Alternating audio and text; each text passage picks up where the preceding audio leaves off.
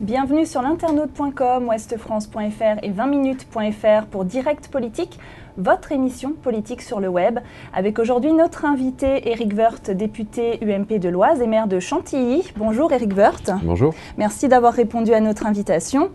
Avec nous également sur ce plateau, Michel Urvois, éditorialiste politique de Ouest France, et David Blanchard, rédacteur en chef adjoint de 20 minutes. Bonjour messieurs. Bonjour Virginie. Je vous rappelle rapidement le principe. Vous avez une quarantaine de minutes pour nous envoyer vos questions. Nous nous ferons un plaisir de transmettre à notre invité. Alors Éric Woerth, cette semaine, François Hollande a reçu 34 chefs d'entreprise étrangères pour le Conseil stratégique de l'attractivité. Quelles sont en fait les faiblesses actuelles de la France pour l'investissement étranger selon vous ? Je pense que c'est essentiellement un problème de confiance. Un étranger aujourd'hui, des capitaux étrangers qui doivent s'investir en Europe, ont le choix entre toujours plusieurs pays et ils vont dans le pays où la confiance est là. S'il y a une méfiance tant vis-à-vis du système fiscal que du système social, qu'au fond du climat général d'accueil de l'investissement, à ce moment-là, l'investissement par ailleurs, il a souvent le choix entre plusieurs pays, comme je le disais, et au fond, être en France, c'est sûrement très bien, mais enfin, si c'est instable, et si ça ne fait pas confiance, et si on ne vous accueille pas bien, vous avez peu de chances de mettre votre argent. D'ailleurs, il y avait eu un appel de dirigeants aux dirigeants français de groupes étrangers, je ne sais plus, en fin d'année, qui avaient tiré la sonnette d'alarme, et d'ailleurs à juste titre, parce que l'investissement étranger en France s'est effondré en 2013. Donc il me semble assez naturel que le président de la République ait essayé de faire une opération de communication et surtout une opération où il a essayé de rassurer les investisseurs étrangers pour leur dire venez en France, c'est le moins qu'on puisse attendre. Est-ce qu'il n'y a pas une tendance un peu exagérée au dénigrement, ou à l'autocritique, à l'autodénigrement, parce qu'il y a quand même des choses en France qui sont pas mal. Il y a des équipements, il y a de la formation, il y a un CICE, tout est négatif ? Oui. Non, pas du tout. Heureusement, il y a plein de gens formidables. Alors, une fois qu'on a dit ça, parce qu'en général, on égrène, on dit l'innovation, la place géographique, la qualité de nos services publics, etc. Tout ça est vrai. La réalité, c'est comment c'est perçu. On peut aussi nous faire de l'autopromotion, mais comment c'est perçu. Et ce qui est perçu aujourd'hui, l'image qu'aujourd'hui envoie la France à l'étranger, est un pays un peu perdu sur le plan économique et sur le plan social. Il fait peur. En fait, pour l'investisseur, il cherche de la stabilité. Il cherche à pouvoir tranquillement faire ce qu'il a à faire, mais dans la stabilité et dans la sécurité. Après, il prend son risque économique, mais il veut que les règles dans un pays soient stables. Et depuis 2 ans, il a des règles qui n'ont pas changé, qui n'ont pas arrêté de changer, mais aussi un état d'esprit. Il y a 1 an, on était contre l'entrepreneur. Enfin, visiblement, toute la politique d'État allait contre l'entreprise. Maintenant, on est tout pour, quoi. Il y a eu la Saint-Valentin entre les deux, sûrement, mais on est tout pour l'entreprise. L'enfer est pavé de bonnes intentions. Et donc vous applaudissez l'opération Hollande d'hier ? Il a eu raison de le faire. C'est un conseil qui a été créé par Raffarin, donc c'est pas la première fois qu'on reçoit des investisseurs étrangers. C'était un peu surprenant de la part de François Hollande parce qu'il avait plutôt montré un certain dédain vis-à-vis des entreprises, ses ministres aussi. Qu'ils le fassent, tant mieux. Si la France peut envoyer des signaux positifs au monde, tant mieux, c'est bon pour l'emploi français. Mais très sincèrement, l'attractivité, ça dépend essentiellement de lui. Est-ce qu'il est attractif ou pas ? Est-ce que le président de la République est attractif ou pas ? Est-ce que le gouvernement est attractif ou pas ? La réalité est que non. Et donc, au-delà des intentions, au-delà des quelques mesures, c'est une mesurette qu'il a présentée, mais au-delà des intentions, est-ce qu'il est capable de passer à l'action et de rassurer sur la capacité de la France aujourd'hui à comprendre ce qu'est une entreprise ? Il a dit tout le contraire. Maintenant, il faut qu'il y ait des preuves, quoi, qu'ils comprennent qu'il y a trop de fiscalité, il y a trop de droits sociaux. Il y a eu le pacte de responsabilité entre-temps. Ouais. Vous avez dit qu'il ne va pas assez loin. Mais pourquoi est-ce que vous étiez récemment encore au pouvoir ? Pourquoi est-ce que vous ne l'avez pas fait ? Quelles difficultés vous aviez rencontrées à l'époque ? D'abord, à l'époque, j'étais venu ici, là, dans les années 2010. À l'époque, on était dans une crise bien plus profonde. Elle a été oubliée. C'est assez amusant, mais c'est le côté zapping des médias. Au fond, on a eu une crise d'une profondeur extrême. Monsieur Sarkozy, il a lutté les 3/5 de son mandat juste pour sortir la tête de l'eau, comme tous les autres pays. Donc, ça a été l'énergie politique et économique de la France, comme celle de l'Allemagne, comme celle des États-Unis. Elle a été consacrée à ça. Bon, on n'est plus du tout dans cette phase-là, donc on a plus de temps. Et le diagnostic du fait que nous ayons notamment un coût du travail qui est trop élevé, il a été fait par la droite, et d'ailleurs nous avions allégé les charges. Depuis Balladur, etc., il y a eu toute une série d'allégements de charges sur les bas salaires, des allégements Fillon, dit-on. Donc il y a une politique qu'il faut maintenir, il faut continuer à alléger la charge sur le travail, sinon ceux qui ont assez peu de qualifications ne trouvent pas du travail, ils sont écartés du marché de l'emploi, et puis il faut évidemment, autour de cet allègement de charges, améliorer les systèmes de formation professionnelle, réformer le code du travail, qui aujourd'hui est un vrai frein, et notamment la judiciarisation du travail est un vrai frein à l'embauche. Donc on voit bien qu'il y a beaucoup de choses à faire. Mais le vrai pacte, je vais vous dire, le vrai pacte de responsabilité, c'est pas entre le patronat et Hollande, c'est presque entre Hollande et Hollande.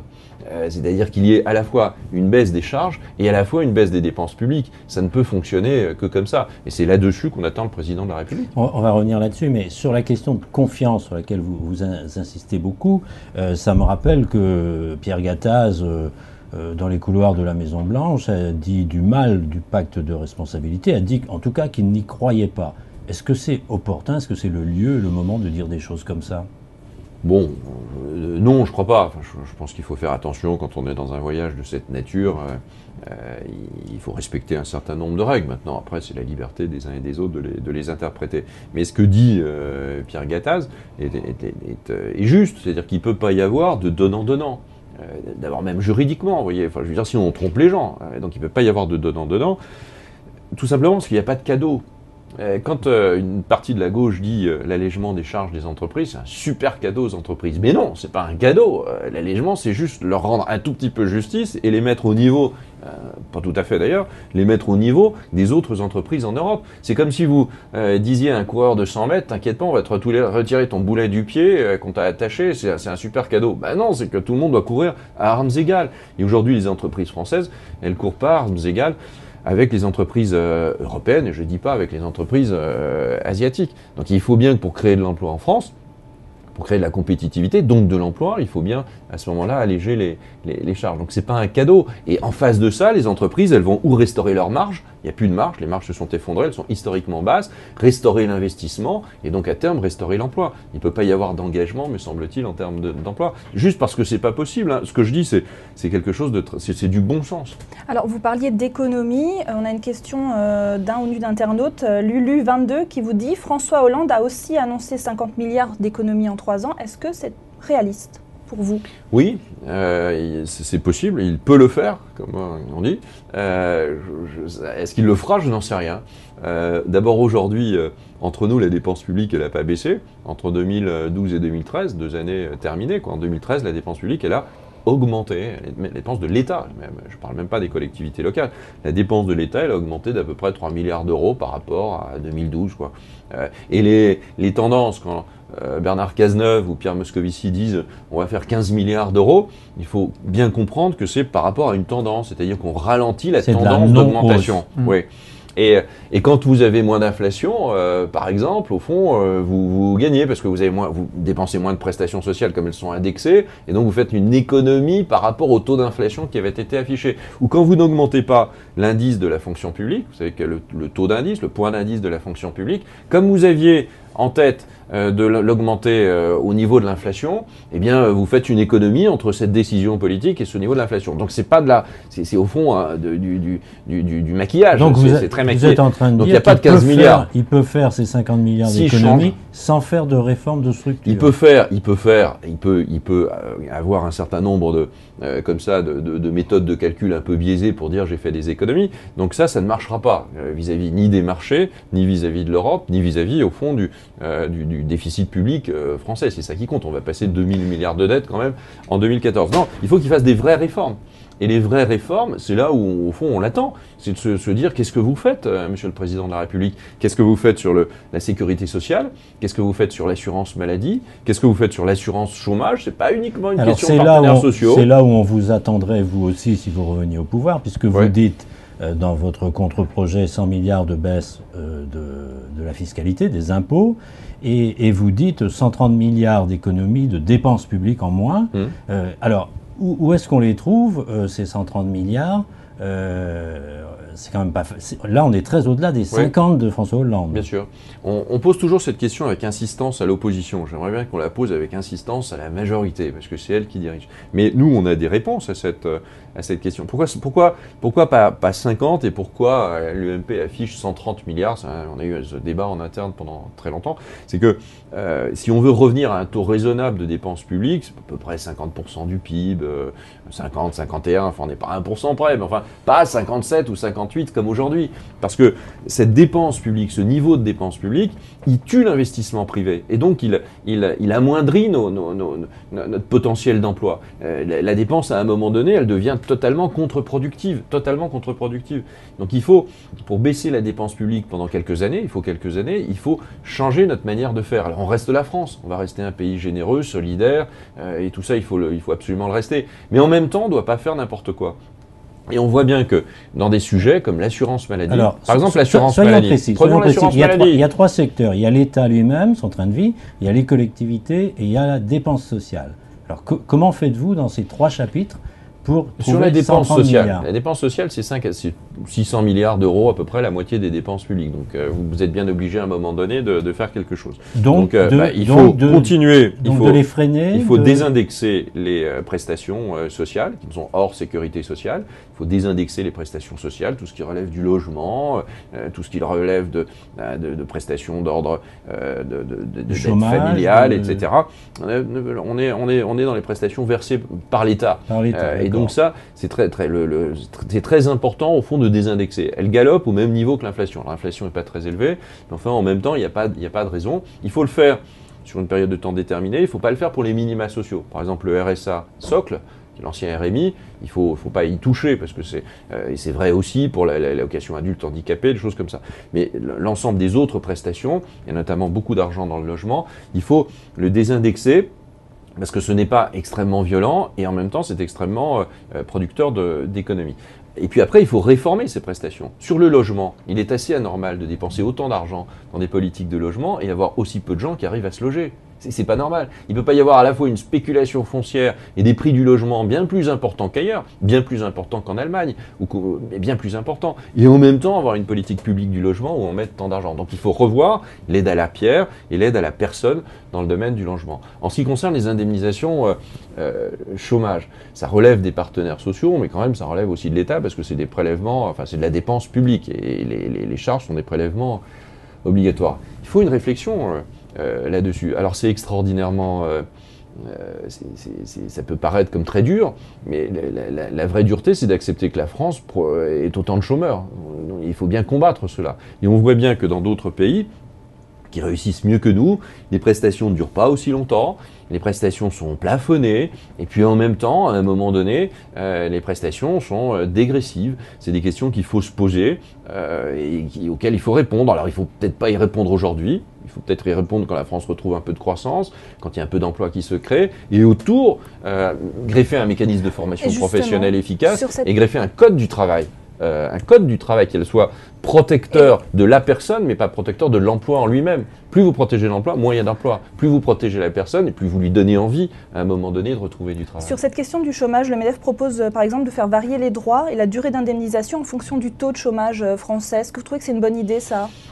Je pense qu'il faut... Toutes les idées sont sur la table, quoi. En tout cas, la seule idée qui doit pas être sur la table, c'est de ne rien faire.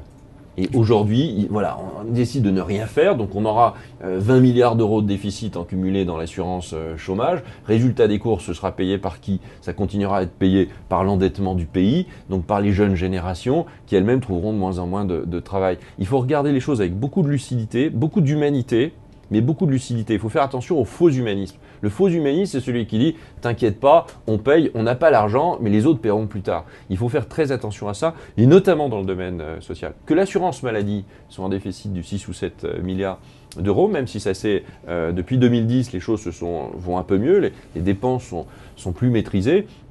Ce n'est pas normal. Il est anormal que votre rhume ou que ma bronchite, elle soit payée à terme par de l'endettement. Ce n'est pas normal. Donc il faut revoir la politique hospitalière. On a commencé, on a réformé beaucoup là-dessus. Le gouvernement a perdu 2 ans. Il faut continuer à revoir cela. Il y a trop de lits d'hôpitaux, il faut réduire le nombre de lits d'hôpitaux, retrouver une médecine de ville qui assure une continuité des soins, baisser le prix du médicament, peut-être se poser la question du grand risque qu'on n'arrive jamais à financer et du petit risque qu'on arrive à mieux financer. Toutes ces questions, elles doivent être sur la table, mais elles sont depuis longtemps sur la table. Et elles il doivent faut être baisser le nombre de fonctionnaires, notamment. Oui, alors sur l'État, puisque c'était votre question, sur l'État, il faut baisser le nombre de Et fonctionnaires. dans quel secteur? Mais c'est pas la question de savoir dans quel secteur. Il faut baisser globalement le nombre de On sait qu'il y a l'armée, par exemple, se plaint actuellement d'avoir beaucoup payé la baisse du nombre de fonctionnaires et d'être à l'os. Enfin, J'étais ministre 3 ans du budget, toutes les administrations disent toujours qu'elles sont à l'os. On a commencé, enfin je ne vais pas vous dire ce qu'on a, mais on sait qu'il y a quand même des ministères qui ont plus réduit leurs effectifs que d'autres. Bien sûr, le Bercy réduit ses effectifs à hauteur de 2/3 du non-remplacement de fonctionnaires partant à la retraite. On voit bien qu'il y a plus de 5 millions de fonctionnaires aujourd'hui. Dans d'autres pays, c'est évidemment beaucoup moins. Donc il faut réformer les politiques. En réalité, il faut réformer les politiques publiques et adapter les moyens. Et les moyens, c'est dire ce que l'État doit faire. Au fond, quelles sont les tâches essentielles d'un État pour des citoyens français, sachant qu'en France, l'État fera toujours plus qu'ailleurs, parce que c'est notre culture. En même temps, il n'est pas obligé de faire beaucoup plus qu'ailleurs. Il faut qu'il fasse plus et mieux. Et donc, il y a de la productivité. Nous avions commencé à baisser la fonction publique d'État à hauteur de 30-40 000 personnes par an. Il faut poursuivre là-dessus, probablement aller plus vite et joindre cela les collectivités locales. Mais pas en stigmatisant les fonctionnaires, en changeant le statut de la fonction publique. Revenir au statut de Maurice Thorez, par exemple, ce serait une bonne idée, parce que le reste du statut est devenu quelque chose de très lourd. On a statufié la fonction publique. Il y a une sorte d'immobilisme extraordinaire. On ne peut plus rien faire, on ne peut plus toucher.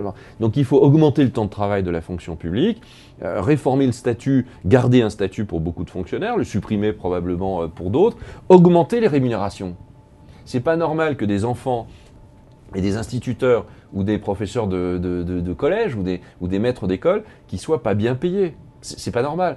Au fond, vous confiez l'avenir du pays, c'est-à-dire l'enseignement de vos enfants, et en même temps un élément affectif extraordinairement important, ce que vous avez de plus cher, vous le confiez à des personnes qui ont certainement beaucoup de qualité, qui ont envie de bien faire, mais qu'on sous-paye. C'est pas normal. On devrait mieux payer les profs et probablement leur demander plus de temps, de travailler autrement. Mais avec eux, pas en brutalisant les gens. Je crois que les gens, ils sont prêts en réalité. Ils sont prêts à tous ces efforts. Le MEDEF propose de faire cotiser, cotisation chômage, les contractuels de la fonction publique. Vous êtes pour cette mesure ? En réalité, les fonctionnaires cotisent déjà un tout petit peu sur l'assurance chômage, une petite partie. Mais pourquoi pas ? C'est-à-dire qu'à partir du moment où il y a un statut protecteur, il est assez logique qu'on finance ceux qui ne bénéficient pas de cette protection, d'autant plus que ceux-là même financent vos propres rémunérations. Mais on voit bien qu'on doit être dans un système où il doit y avoir un peu de donnant-donnant. Donc chacun doit faire des efforts, on doit baisser la fonction publique, franchement, vraiment, réellement, sur les 10 ans qui viennent, il faut vraiment avoir beaucoup baissé les volumes de fonction publique, réorganiser les fonctions régaliennes, c'est-à-dire les grandes fonctions de l'État, supprimer un certain nombre de ministères, probablement, qui n'ont plus beaucoup de sens aujourd'hui. Je sais pas, le ministère de l'Industrie, franchement, au-delà de la gesticulation, à quoi ça sert ?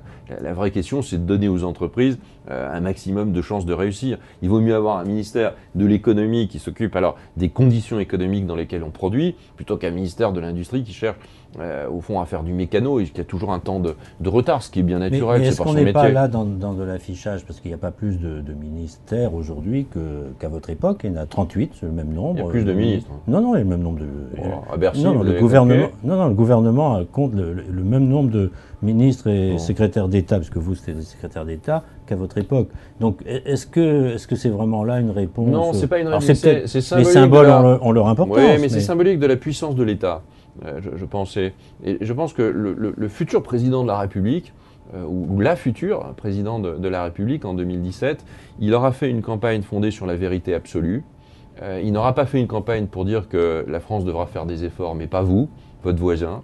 Il aura donc dit aux Français quel type d'efforts, pendant combien de temps et de quelle nature seront faits. Très difficile de se faire élire dans ces conditions, mais une fois que vous êtes élu, parce que le peuple est responsable, une fois que vous êtes élu, vous avez la légitimité pour faire. Le pire, c'est d'être élu sur une ambiguïté. Après, c'est le cas de François Hollande, vous n'avez plus la légitimité pour faire. Et donc là, c'est catastrophique pour le pays, parce qu'à un moment donné, vous devez accélérer sur la réforme.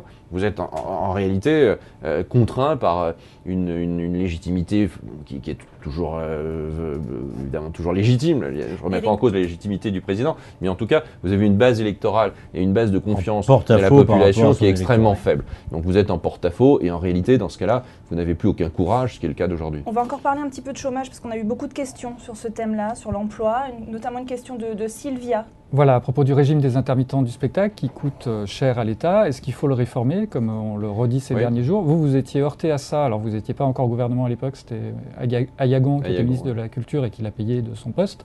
Ouais. C'est souvent le cas malheureusement, quand vous êtes courageux, vous payez de votre poste. Mais à la sortie, il n'y a pas eu de réforme, donc pourquoi est-ce que vous le feriez demain alors que vous n'avez pas pu le faire hier?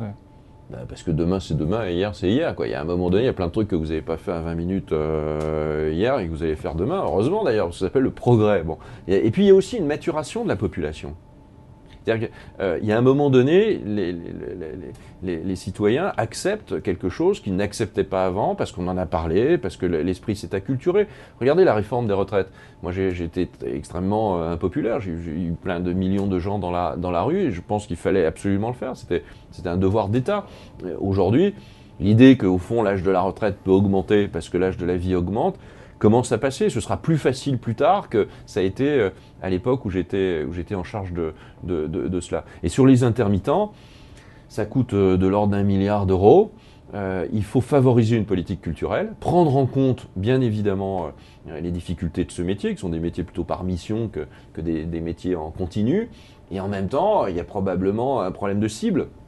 Il y a trop de gens qui sont concernés par ces métiers et par plutôt ce régime d'intermittence. Il faut garder le régime, mais faire entrer moins de monde dans le régime. Mieux le cibler sur les personnes qui sont vraiment intermittents, donc les artistes eux-mêmes, peut-être un peu moins les techniciens qui peuvent trouver du travail ailleurs. Quand vous êtes électricien, vous pouvez aussi être électricien à un autre moment. Quand vous êtes coiffeur, vous pouvez être coiffeur à un autre moment. Donc il y a peut-être là quelque chose qui doit être regardé pour que ce soit plus juste vis-à-vis de tous les autres. Et puis aussi lutter contre les abus. On sait bien qu'il y a des abus. On sait bien qu'il y a des gens qui sont embauchés pendant un certain temps, puis après vivent sur l'assurance et qui utilisent le système. Il n'est pas fait pour ça, parce que le système, il faut bien le payer. Qui déclenche autant de déficits, c'est pas normal. Qu'il y ait aussi peu de cotisants pour autant de personnes qui le touchent, c'est pas normal. Alors c'est plus difficile d'entrer dans le système d'intermittent que de rentrer dans le système d'assurance, mais une fois que vous y êtes, vous avez à ce moment-là un système qui est... alors il ne faut pas le supprimer. Il ne faut pas le supprimer, ce serait, je pense, une grosse erreur. Et on a besoin d'une industrie culturelle de qualité. Je pense que ça fait partie du rayonnement, ça fait partie de la place de la France dans le monde, ça fait partie de notre culture, c'est très important. Et en même temps, il ne faut pas non plus que ce soit n'importe quoi. Est-ce qu'il faut plafonner les indemnités, que ce soit des intermittents ou des autres chômeurs? Le plafond en France est plus élevé que dans la plupart des autres pays. Il faut le baisser ou pas? Oui, je pense que oui. Vous avez envie de dire oui, mais ça. Non, mais si j'étais démago, je dirais non. Oui, je pense qu'il faut plafonner, je ne sais pas à quelle somme, tout ça doit être discuté, mais il faut plafonner à un moment donné un système de solidarité, quoi. Il n'est pas en fonction de ce que vous étiez, au fond, à un moment donné, il est aussi en fonction de ce que la solidarité peut faire pour vous, quoi. Et donc, il faut bien à un moment donné le plafonner. Il n'y aura plus d'argent public. L'argent public, il sera de plus en plus rare.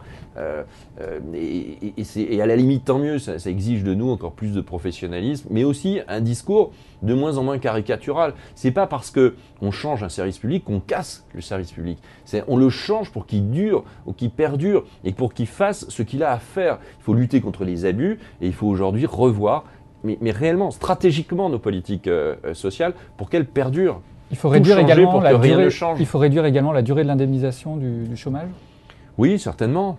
Pas à n'importe quel âge, pas dans n'importe quelle condition, pas dans la crise qu'on connaît aujourd'hui, ce serait le pire et le plus mauvais des moments. Mais il faut se poser ce type de questions sans tabou et puis y répondre pour le futur avec je pense, beaucoup d'exigences morales et d'exigences aussi pour l'État, quoi. Parce que dès qu'on produit de la dette, elle est remboursée par les générations qui vont nous succéder. Il y a un moment donné, ce n'est plus possible. On a fait beaucoup de dettes sous Sarkozy, mais on l'a fait pour lutter contre la crise. On l'a fait à un moment donné extrêmement précis de l'histoire du pays. Éric Woerth, on va passer à la séquence pour ou contre de cette émission, avec des projets de loi ou de réforme qu'on va vous demander de commenter rapidement en disant que si vous êtes pour ou contre. Alors sur la question des travailleurs détachés, une proposition de loi PS est examinée cette semaine à l'Assemblée. Est-ce que vous êtes pour ou contre la création d'une liste noire des entreprises qui ont été condamnées pour travail illégal ? Je suis pour la lutte contre les abus d'appel à travailleurs détachés, oui, bien sûr, bien sûr. Les retraites, vous l'évoquiez tout à l'heure, est-ce que vous seriez pour ou contre une nouvelle réforme des retraites ?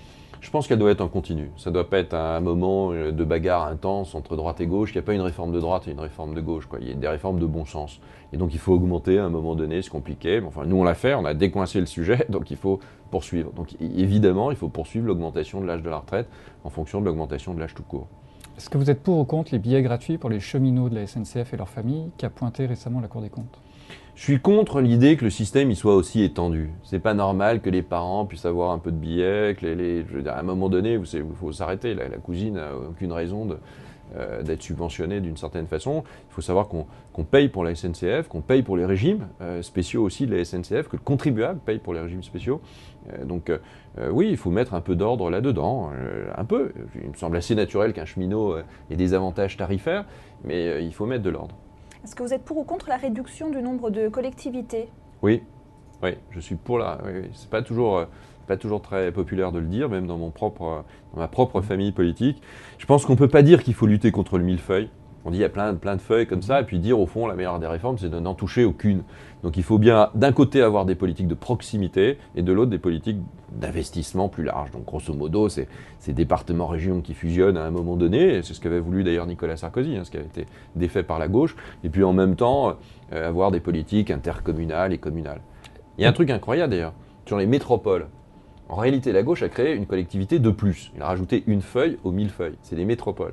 Et bien, les présidents de métropole, on peut être président de métropole et parlementaire. Dans la loi sur le cumul des mandats, vous ne pouvez pas être maire d'une commune de 200 habitants et député, mais vous pouvez être président de la métropole de Paris ou de Lyon et être sénateur. Comprenne qui pourra. Êtes-vous pour ou contre la disparition de la Picardie dans le même sens ? C'est très difficile de répondre à ça. Je suis attaché à ma région comme tout le monde. Je ne suis pas pour la disparition de la région Picardie, mais je pense non plus que la région Picardie, elle fera les efforts nécessaires. S'il faut augmenter la taille des régions, c'est vrai qu'il faut augmenter la taille des régions. Si on veut des politiques d'investissement, de transport, d'innovation, de recherche, il faut avoir des territoires plus larges, quoi. Et donc, à un moment donné, il faut fusionner des régions. Et le rattachement de l'Oise à l'Île-de-France ? Il faut fusionner des régions, je ne vais pas faire la carte, j'en sais rien. On est bien quand on n'est pas en Île-de-France. Chez vous, quand même. Ouais, oui, bien sûr. Mais les gens de l'Oise disent c'est pas normal, je bénéficie pas du pass Navigo, de choses comme ça, parce que ça c'est géré souvent par le syndicat des transports intercommunaux d'Île-de-France. On n'est pas en Île-de-France, mais on a d'autres avantages. Et je pense qu'il faut une vision qui est pas, on peut garder la Picardie comme on garde les départements, ou les plaques minéralogiques, vous pouvez garder le numéro, mais les choses sont différentes. Il faut surtout, il faut avoir de l'affection, mais cette affection, elle ne doit pas vous tirer vers le bas. C'est pas de la nostalgie. La France, elle gagnera pas par la nostalgie. Elle gagnera parce qu'elle innove, parce qu'elle va plus loin, voilà. Et donc, s'il faut redécouper les régions, on redécoupera les régions. Je crois vraiment qu'il faut des collectivités plus puissantes. La moitié des communes françaises font moins de 500 habitants. Est-ce qu'il faut y aller à marche forcée pour les regrouper, en avoir moins et de plus grandes ? Non, je pense qu'il faut respecter les communes parce qu'il y a une identité. C'est votre lien de rattachement, quoi. Il y a votre famille, des économies à faire, là. Oui, mais il faut, si on veut garder autant de petites communes, pourquoi pas. Mais à ce moment-là, il faut des grandes intercommunalités. Et donc le couple commune-intercommunalité, et d'ailleurs ça commence à bien fonctionner, c'est pas des petites communes et des petites intercommunalités. Ça marche pas. Il faut des communes, des grandes intercommunalités dans lesquelles on partage toutes les politiques un peu lourdes, dans lesquelles on mutualise les équipements publics, et puis de l'autre, un département et une région. Alors le département, il va rester, je parle des conseils généraux, je parle de la représentation politique du département. Donc les représentations politiques, donc les lieux de décision publique, doivent être regroupés au niveau des régions et des départements pour l'investissement et la proximité au niveau des intercommunalités et des communes. Puisqu'on parle de communes, on va parler de votre ville, de Chantilly. Quelle est aujourd'hui déjà la part de logements sociaux dans cette ville ? On a 24% de logements sociaux. On n'est pas tenu par le respect de la loi dite SRU, parce qu'il faut 15 000 habitants dans une agglo de 50 000, on n'est pas là-dedans. Moi, j'ai toujours voulu qu'on ait un équilibre social social le plus important possible, et donc on tourne entre 22, 23, 24% selon les constructions. Donc on va bientôt reconstruire des logements sociaux, c'est très bien. Donc pas d'objectif de 25% en 2025 chez vous? On n'y est pas tenu légalement, mais moi ça ne me dérange pas que Chantilly soit à 25%. Ce qui me dérangerait, c'est qu'on est à 40%, parce qu'à ce moment-là, il y a des équilibres. Mais 25% de logements sociaux, 20%, 23%, enfin, c'est de cet ordre-là. Je crois que c'est bien. D'autant plus qu'en France, il y a un problème sur le logement social, c'est que 70 ou 80% de la population peut accéder au logement social. Donc il y a trop de personnes qui peuvent accéder au logement social. Il y a des gens qui ne respectent plus les conditions, qui sont dans le logement social, et il y a un État qui, avec Madame Duflot, a réduit la construction du nombre de logements sociaux. Il y a un vrai problème. Un internaute au curieux nom de polonisation s'étonne que vous visiez un 4e mandat et demande dans 3 ans, avec la loi sur le cumul, vous devrez choisir entre député et maire. Qu'est-ce que vous ferez? Oui, mais c'est vrai pour beaucoup de gens. Je vois beaucoup de ministres qui se présentent aux élections, je vois à droite et à gauche. Moi, j'ai envie de me présenter dans ma ville de Chantilly, j'ai encore envie de travailler pour Chantilly. 2017, c'est dans 3 ans, on verra bien, le gouvernement peut avoir changé, la loi peut s'être modifiée, elle est profondément injuste, alors elle est très populiste, hein, c'est sûr. Mais parce qu'on a eu l'impression, d'abord il y a déjà le cumul des mandats, il existe, parce qu'on ne peut pas avoir plus de 2 mandats, il existe, mais en plus, on a fait croire aux gens que cumuler des mandats, c'était cumuler des privilèges. Ça, évidemment, c'est inacceptable. Je ne suis pas sûr qu'en France, les élus soient privilégiés. Ils sont soumis à plein de contraintes, très différentes parfois, mais souvent plus brutales que les autres, et c'est à la limite tant mieux. Mais je pense qu'on peut être maire d'une commune de 10 000 habitants comme la mienne, ou d'une commune même de 20 000 habitants et député. Maire de Nantes, c'est plus compliqué. Président de la communauté d'agglomération ou urbaine de Nantes et chef du Parti socialiste à l'Assemblée et député, ça me semble plus compliqué. Président du Conseil général de Corrèze, premier secrétaire du Parti socialiste et député, c'est sûrement plus compliqué. C'est ceux qui ont le plus cumulé qui aujourd'hui dénoncent la faute morale qu'elle cumule. C'est incroyable. L'hypocrisie est quelque chose d'inacceptable. Non, mais il y a un moment donné, franchement, il y a de quoi exploser. Alors, on a eu beaucoup de questions sur votre élection à Chantilly, David. Voilà, beaucoup d'internautes qui s'étonnent que vous représentiez alors que vous n'êtes pas blanchi dans l'affaire de l'hippodrome de Compiègne. Ouais. Qu'est-ce que vous leur répondez? Qu'ils attendent le résultat final. Qu'ils attendent le résultat final, qu'ils arrêtent de mettre en cause comme ça systématiquement. J'ai fait du bon boulot dans l'hippodrome de Compiègne comme sur le reste. Et je pense qu'on devrait plutôt me faire une statue que de me traîner dans la boue là-dessus.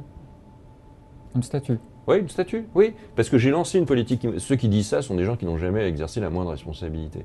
Il ne faut pas croire les rumeurs. L'hippodrome de Compiègne, c'est un terrain qui est resté un hippodrome, c'était ça le principe, qui était loué depuis 150 ans à la même société de course. C'est comme si on vendait le Parc des Princes à un autre club, le PSG, quoi. Au fond, c'est un peu ça, le club de Marseille.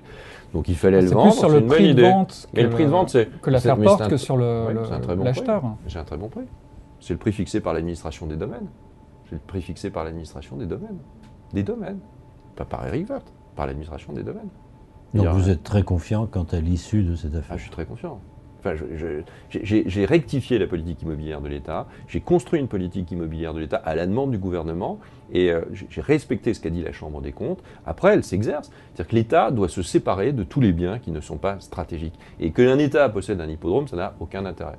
Entre nous, la société de course était aussi propriétaire de ses propres bâtiments puisqu'elle les avait construits. Donc je veux bien qu'on revende 2 fois, je veux bien qu'on vende quelque chose à quelqu'un qui l'a construit, mais enfin, il y a un certain nombre de limites. Non, je suis extrêmement sûr. Ceux qui disent ça, en réalité, sur le plan local, on me dit assez peu ça. Il y a un peu la presse qui fait un peu, mais ça, c'est pas très grave. Et puis voilà, ça se terminera bien. J'ai aucun doute là-dessus. Alors on va clore ce chapitre. Puis les électeurs sont grands. Les électeurs ont le droit de choisir à un moment donné. Après ce chapitre Chantilly, on parle des élections un peu plus globalement. Est-ce qu'en France, vous vous attendez à une vague bleue? Et quelles villes sont gagnables, selon vous, par l'UMP? Le terme de vague, il y a eu beaucoup de tempêtes ces derniers temps, donc je ne sais pas si c'est un bon terme. Ce ne sera ni un raz-de-marée ni une vague. Je pense qu'on va progresser. Je pense qu'il y a un rejet profond de l'électorat vis-à-vis du gouvernement. Enfin, le président de la République, il y a 2% de gens qui sont très satisfaits. 2% de gens. Et 18% qui sont peu près satisfaits. Tout le reste, il y a un rejet profond. Donc ça se traduit à un moment donné nécessairement dans les élections. Donc je pense qu'on le verra ville par ville. Ça dépend aussi de la stature et de l'image du maire sortant. C'est un maire socialiste qui était un très bon maire, qui au fond, évidemment, amortira le choc. Mais quand même, et je pense que la droite peut avoir beaucoup d'espoir sur toutes les villes moyennes. Je pense qu'on peut avoir un réel espoir sur Paris. contrairement à ce que disent les sondages. Je pense qu'on peut avoir un réel espoir sur Paris. Je pense qu'on gardera Marseille. Même si le gouvernement fait tout pour qu'on perde Marseille, même si les ministres y passent beaucoup de temps, plus les ministres y passent du temps, moins ils feront de voix. C'est très très bien. Et même M. Hollande qui fait la liste de M. Menucci, donc il faut vraiment qu'il ne se gêne pas.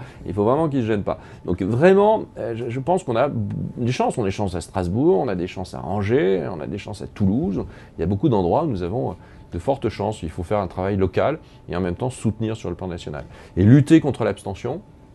Parce qu'il y aura évidemment beaucoup d'abstention, beaucoup à gauche, j'imagine. Il y aura aussi probablement aussi Et justement, on parlait du Front National. Clara, une internaute, relève que 34% des Français éprouvent une certaine sympathie pour les idées du Front National. Est-ce que vous redoutez beaucoup de triangulaires Dans l'Oise, vous allez être aux premières loges. D'ailleurs, le FN traditionnellement fait des gros scores. Dans l'Oise, il y a un gros score, oui, à Noyon notamment. Oui, bien sûr. Pas qu'à Noyon d'ailleurs. Il n'y a pas d'implication locale. Le Front National, c'est des candidats souvent inconnus et qui ne se sont jamais impliqués dans la politique locale. Donc ils se moquent au fond des politiques locales. On ne peut pas dire que ce soit le candidat classique du Front National, c'est celui qui depuis des années s'occupe de telle association. Bon voilà, là c'est un bon candidat parce qu'il est sincère. Pour eux c'est un moment d'implantation. C'est une vision extrêmement politicienne ou politicarde même de la politique. Donc c'est le vote du rejet classique. Mais je pense qu'aux élections municipales, c'est un tout petit peu amoindri, parce qu'on demande aussi aux maires d'abord de s'occuper, pas de faire nécessairement de politique, mais de s'occuper des politiques municipales. C'est ce que nous faisons tous, au-delà de nos propres étiquettes politiques. Je le redoute plus pour les élections, j'allais vous dire, évidemment européennes. Traditionnellement, les élections européennes, c'est un peu le défouloir des citoyens. Ouais. Est-ce que vous craignez que le FN arrive en tête ? Je crains que le FN puisse faire un bon score aux élections européennes. Comment vous pouvez lutter contre ces extrémismes? Écoutez, on verra étape par étape. D'abord, on va franchir l'étape des municipales. Et après, on aura un mois ou un mois et demi pour préparer les élections européennes. On a de bonnes têtes de liste, ça n'a pas posé de problème particulier.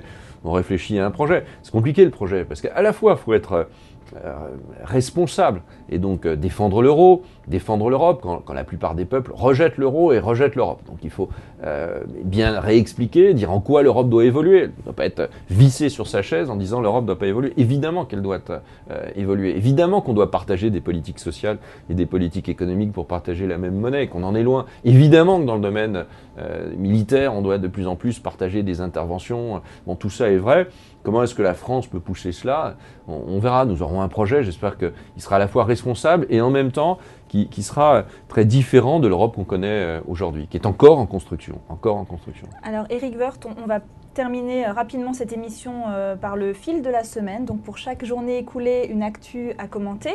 Vendredi, la France a annoncé qu'elle enverrait 400 soldats supplémentaires en Centrafrique. Est-ce que c'est une bonne décision selon vous ?